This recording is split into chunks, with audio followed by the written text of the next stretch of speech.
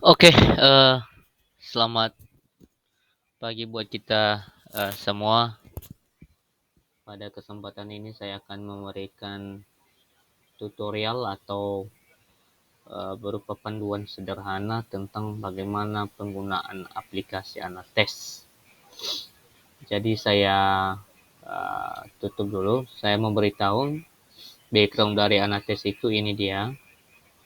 Jadi Bapak Ibu kalau sudah mendownload maka tinggal klik 2 kali dan akan terbuka seperti ini. Maka inilah gambaran layar dan selanjutnya untuk memulai suatu pengoperasian uh, Anates ini maka langsung ke buat file baru. Nah ini akan muncul ada subjek, ada jumlah butir soal, jumlah pilihan jawaban.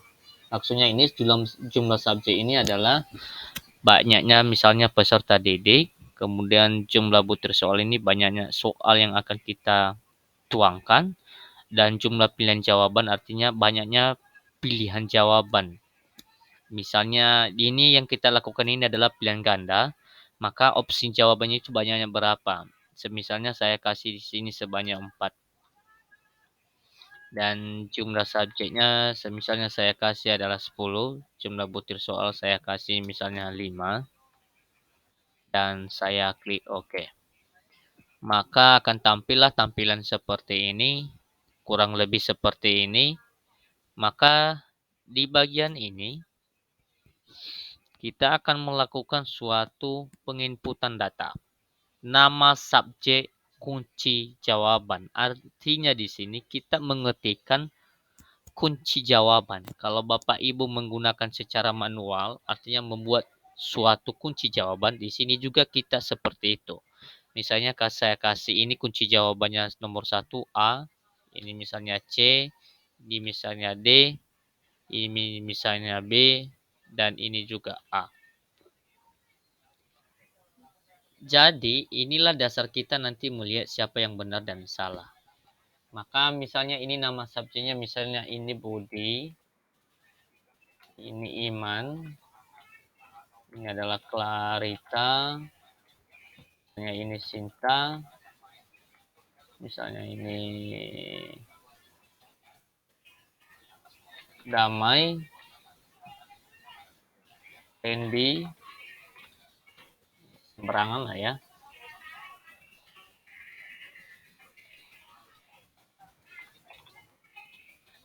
Jadi teman-teman bisa coba juga biar cepat paham. Nah ini saya langsung kasih namanya biar jelas nantinya. Lalu misalnya Budi ini dia menjawab A, misalnya dia jawab A.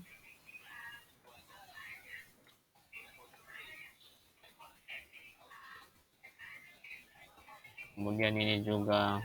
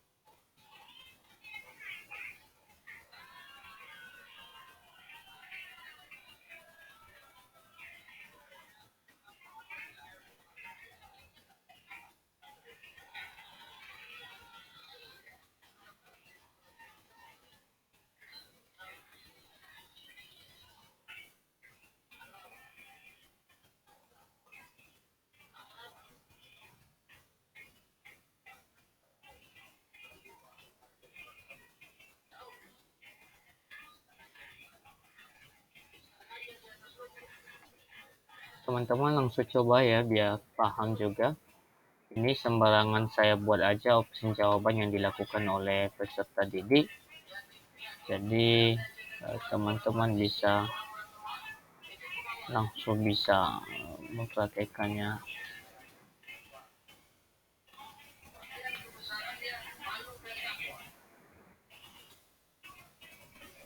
Nah, ini sudah kita buat ya. Inilah jawaban yang misalnya dipilih oleh peserta didik dan kunci jawaban ini di atas. Lalu setelah ini, apa yang kita lakukan adalah kita mengklik kembali ke menu utama setelah kita isikan. Nah, karena kita sudah mengisi semua ini bertanda biru ya. Nah, artinya sudah bisa melakukan tindakan lanjut. Nah, biasanya kita dulu melihat dulu penyekuran data. Kita cek dulu penyekuran data berdasarkan hasil penyekuran data. Oh, ini sudah hilang namanya ya. Menunjukkan bahwa penjawab nomor satu dia benarnya 2. Ini juga muncul yaitu 1 dan 1. Nah, artinya di sini yang titik-titik ini adalah sesuatu yang salah dijawabnya. Iman menjawab 3 benar dan seterusnya. Nah, kalau kita mau mengurutkan siapa dari yang terbesar hingga terkecil boleh. Ini langsung checklist tanda urutkan berdasarkan skor. Nah, dia akan terurut dari yang terbesar menjawab sampai terkecil. Nah, di sini juga sudah diberikan penjelasan ini rata-rata dari keseluruhan 10 ini kalau dirata-ratakan mendapat 3,40 dan standar deviasinya 0,70. Ini sudah lumayan bagus ya, 0,70. Nah, setelah itu kita klik kembali ke data menu, kita lihat skor bobot.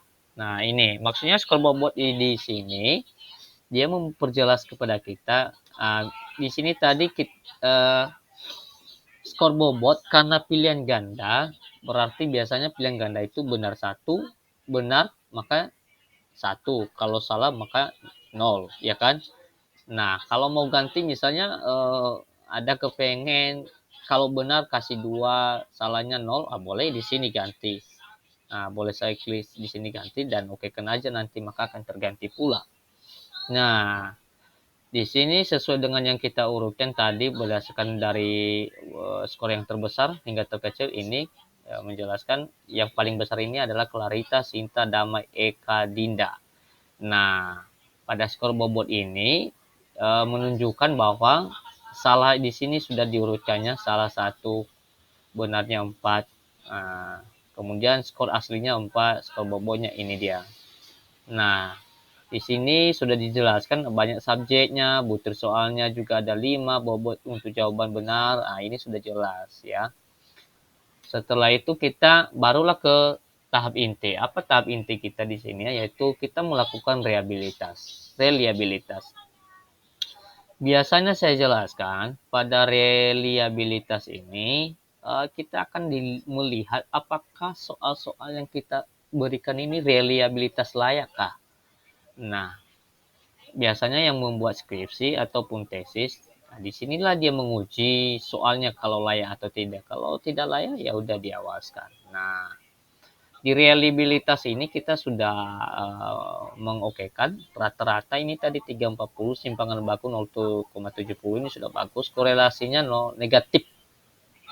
Kalau negatif 0,51 ini berarti ada tanda tanya yang perlu diperbaiki terhadap soal ini.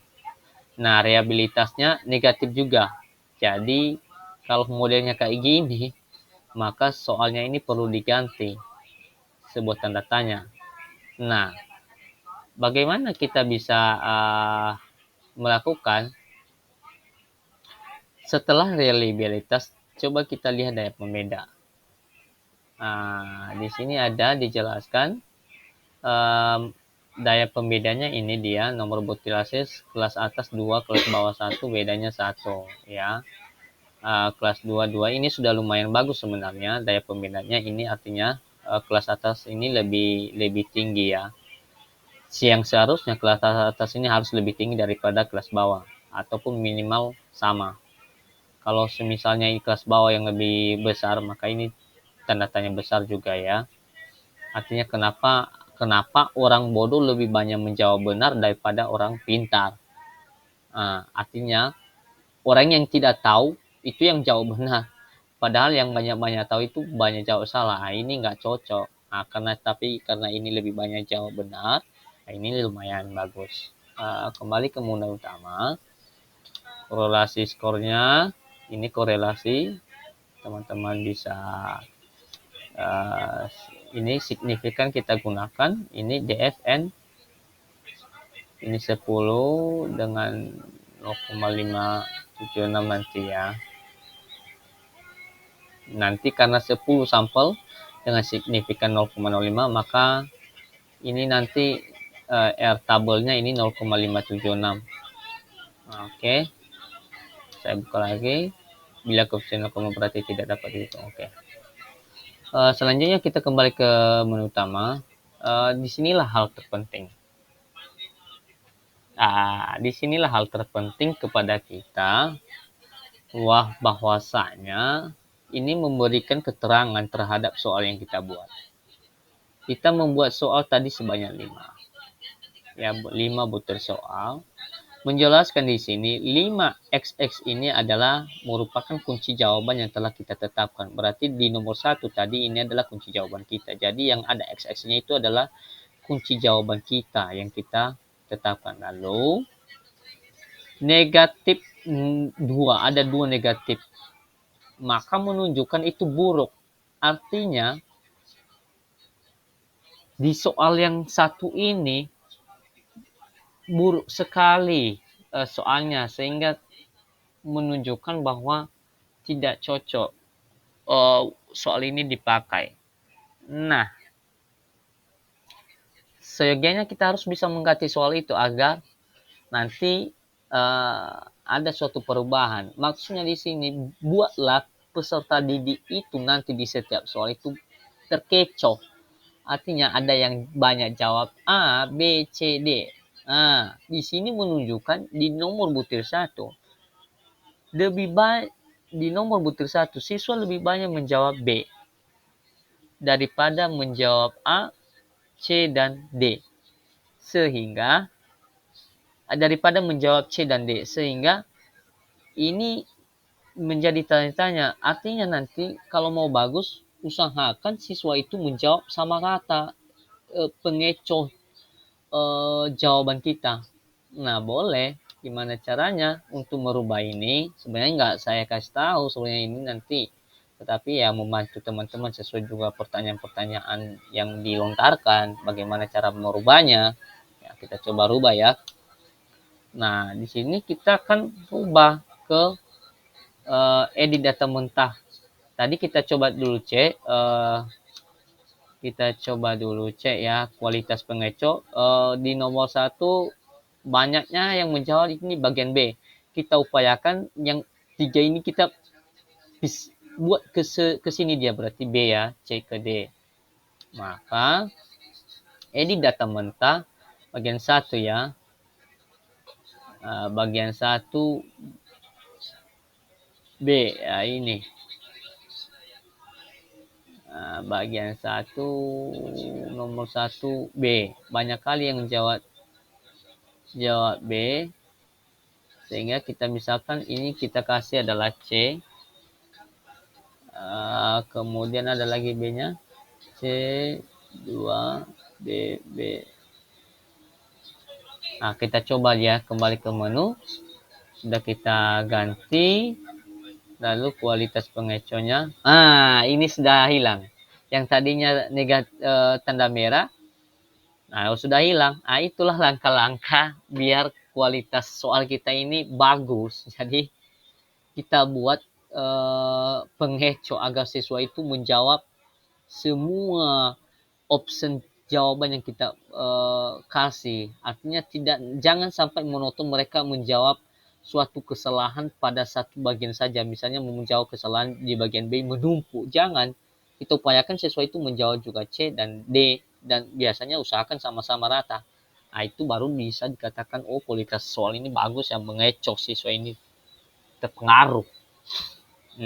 Kemudian soal nomor 2 ini sudah, kalau ini tanda tambah sangat baik, ini menunjukkan sangat baik ya. Ini sudah bagus. Soal nomor 2 yang menjawab ini semua bagus ya. 3 juga sudah bagus, ini 6. Ini nomor 5 ini tanda tanya. Kalau 3 itu sangat buruk. Artinya di soal nomor 5 banyak kali yang jawab bagian B ini monoton di sini, dan di sini juga. Artinya suatu perbaikan. Kita coba ya, yang jawab nomor 5 ini monoton ke B, C, D. Artinya banyak yang jawab nomor 5 ini banyak kesalahan, banyak yang salah menjawab. Bagusnya ini harus diseimbangkan. Ya udah, kembali ke menu utama, edit data mentah, jawaban nomor 5. Upayakan benar lah ya. Oh, artinya di sini banyak kali yang jawab benar.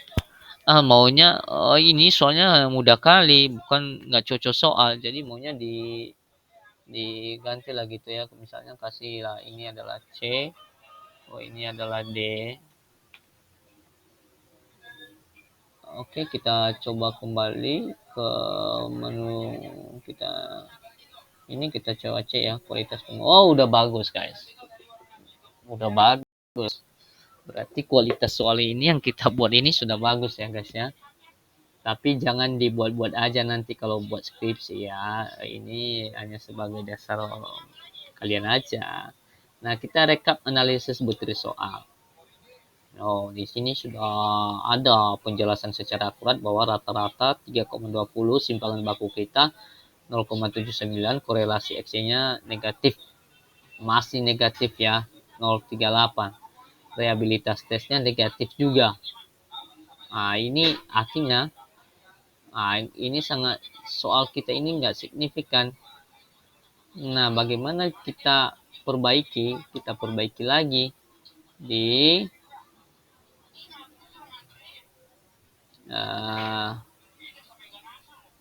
kita lihat dulu daya pembedanya. Indeks DP ini 22. Ini kita ganti dulu edit. Mana dulu daya pembedanya di soal nomor 4. Oke, soal nomor 4 daya pembedanya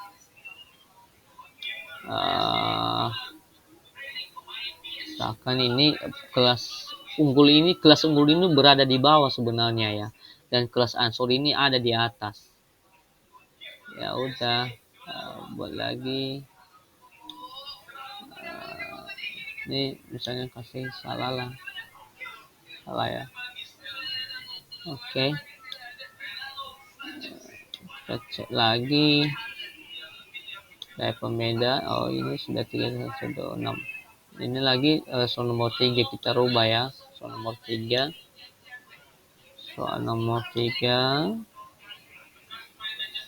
upayakan benar ya.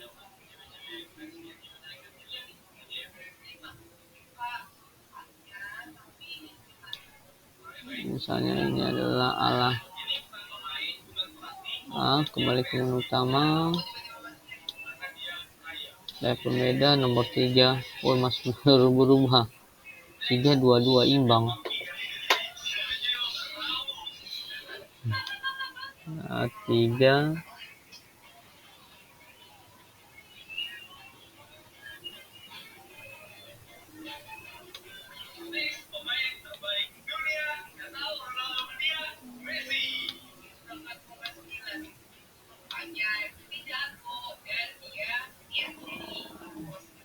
justru salah pula. Ini ada 22. Perbaiki. Jadi teman-teman bisa atur-atur di sini perbaikannya. Apa sebab masalahnya gitu ya. Ada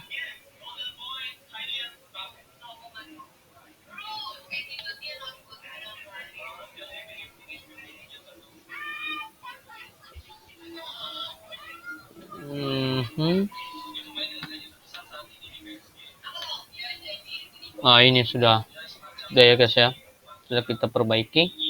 Artinya indeks DP-nya ini, indeks prestasinya ini, indeks daya pembedanya sudah ada jelas, ini sudah bagus ya. Lalu kita cek di sini rekap. Oh, masih signifikan korelasinya. Ini sudah bagus.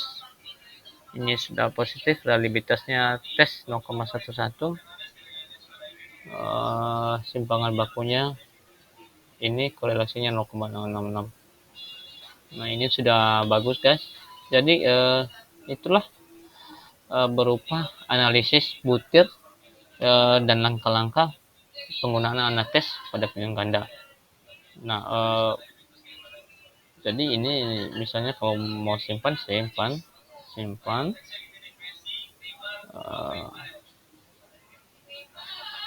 Jadi teman-teman bisa simpan, saya nggak simpan ini lagi.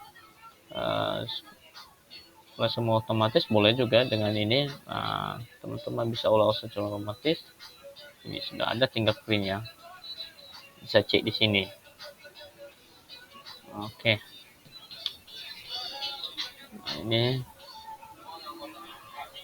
ini bisa lah kalau memang pengen teman-teman mau narasikan, dari sini aja buat kalimatnya. Nah, ini sudah jelas-jelas dijelaskan keterangan sehingga kita bisa menarasikannya enak. Nah, misalnya ada tugas kayak gitu, ya udah di sini aja untuk bisa membuat kalimat-kalimat yang menarik.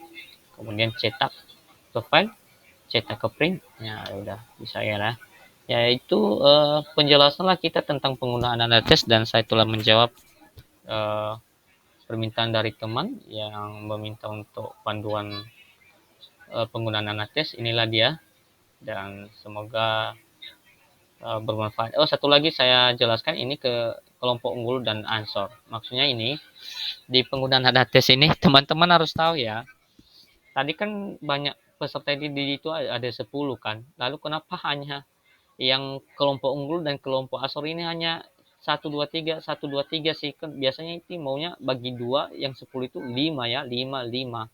Nah, ini teman saya perjelaskan untuk mengambil kelompok unggul dan kelompok ansor itu sebenarnya ada rumusnya, tapi secara simultan saya memperjelas bahwa itu menggunakan 27% kelompok unggul dan 27% kelompok ansor.